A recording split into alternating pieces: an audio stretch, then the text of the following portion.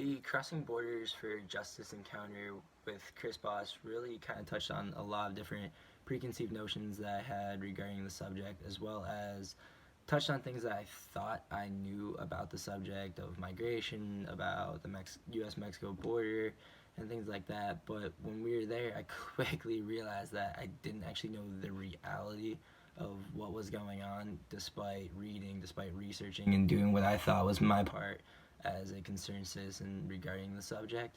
As for the border itself, I was asked the question, what do you expect to encounter when you're there? And that whole time we were on our way from Tucson to Nogales, I was thinking I expect to see human beings. Human beings that they may not look the same way I do, they may not speak the same language that I do, but at the end of the day, they cry the same way I do. They laugh the same way I do. They love the same way I do, the same way my friends do, the same way my family does.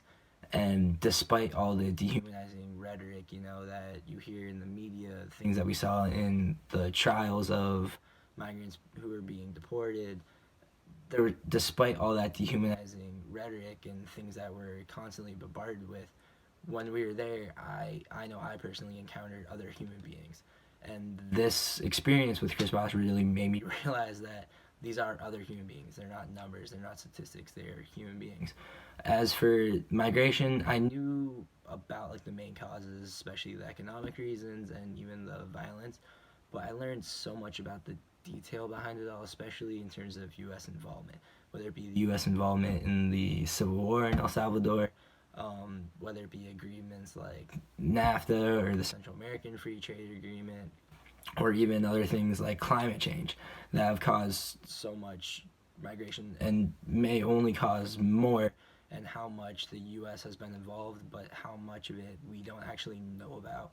And then as for the border crossing, again, just from reading accounts of things like that, I thought I knew what to expect. But then when you were along the border, when you're in the desert, you kind of sit there and realize you actually, it was impossible to ever imagine the reality unless you were actually there. And even still today, I'm still trying to grasp my head around. While we were in the desert, I was sitting there thinking about myself being there, my older brother being in there, my little sister being in there. And it was one of those things that it's really hard to imagine, but then to also confront the fact that people do actually cross a border simply to try to find a life where they have a chance, a fair chance. So that was some of the things that this experience with Chris Bosh really touched on, whether it be my preconceived notions or just things that I thought I knew, but this experience really taught me the reality